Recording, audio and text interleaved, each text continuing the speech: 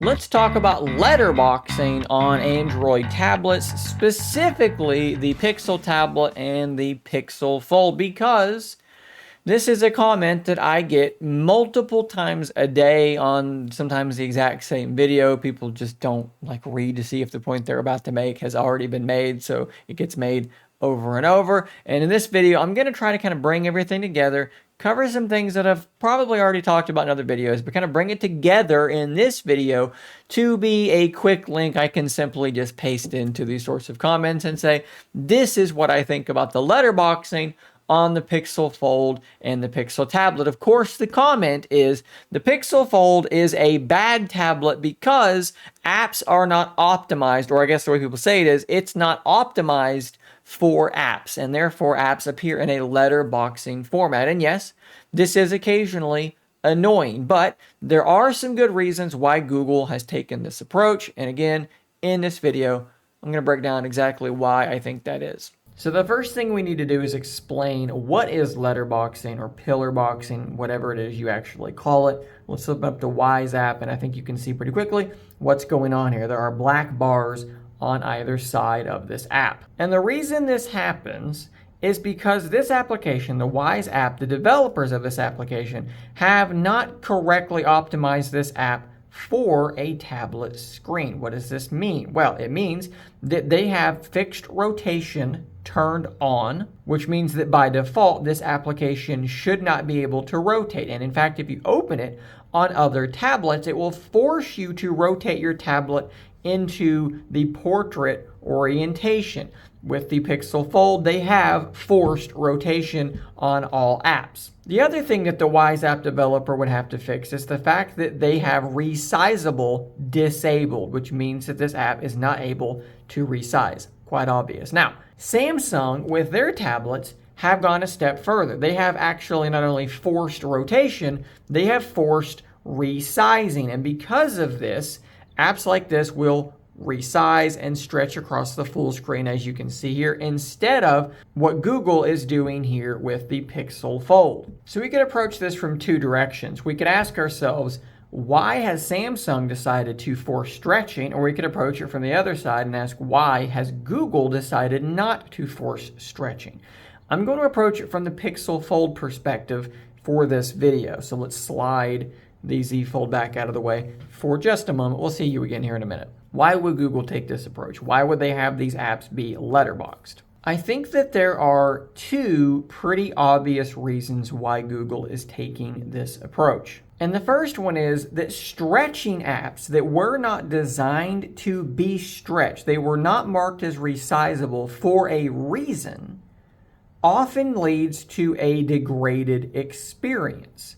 And we can see this by looking at an application like Instagram. If we open it up here on the Pixel Fold, yes, this is quite narrow and skinny, but it is essentially Instagram exactly as it should be, exactly as it's meant to be, exactly as the developers of this app are currently intending on it being. Now, they are actually currently rolling out a tablet layout to the Z Fold 5. The hope would be that that layout then does make its way to other devices, which is really, really great to see. Let's slide this over and let's grab Instagram on my Z Fold 4. Now, as you can see here, this is a much larger experience, but you can also see that by default, Samsung is also letterboxing this app. You can also see that we're not seeing as much on this phone as we are on this one. We actually can get to the like, comment, send, and just a little bit of some other stuff down there, whereas on this one, we've run out of space. Now let's rotate this thing so that we have the same aspect ratio,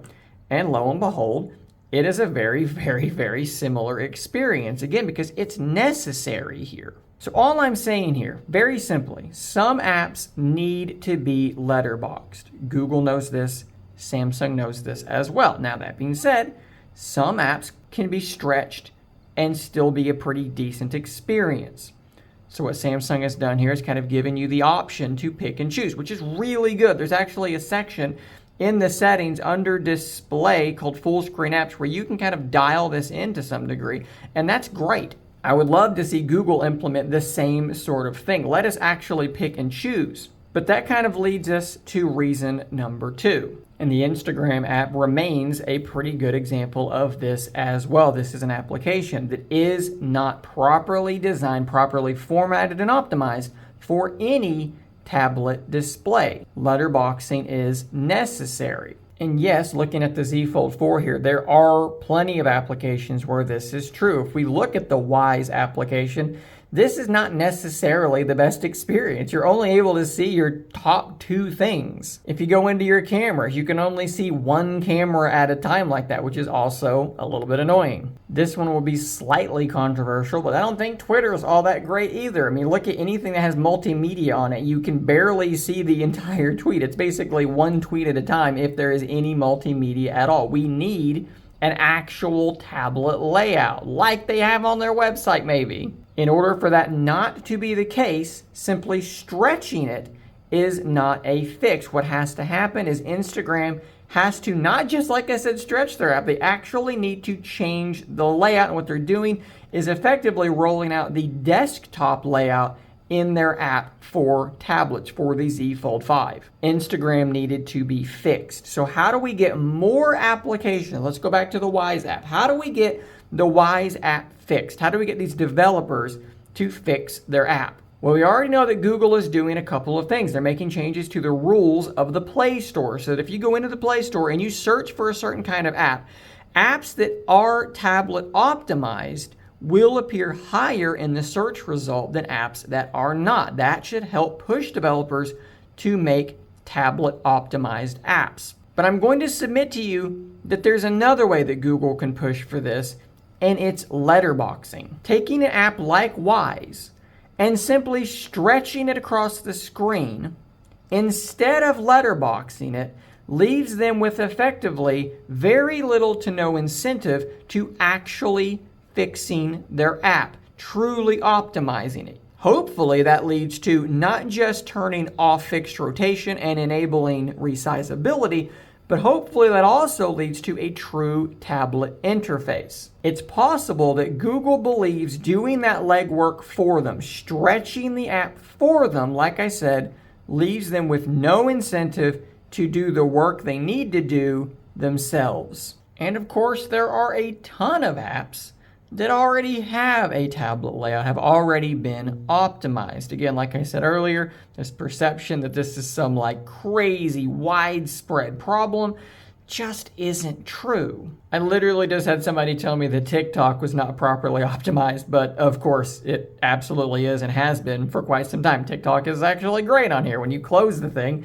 it should continue to the cover display automatically, even really good. And then of course, Google has optimized a ton of their own apps. The weather app is fantastic. YouTube Music, all really, really good. You pull this thing up, let's start playing a song, and look at that. You got your up next, your cue over here next to the song that's being played, works great. Media apps like Hulu or Max, all working really well. Feedly is totally fine as well for reading the news. OneNote works great. As you can see here, really nicely optimized for the large screen. Lightroom, Kindle, Calendar, on and on and on. There are so many well-optimized tablet apps already, and more are coming all the time. All in all, there are pluses and minuses to both implementations. The way that I would put it sort of in closing is that Samsung is trying to just give their buyers, their users, the best possible experience right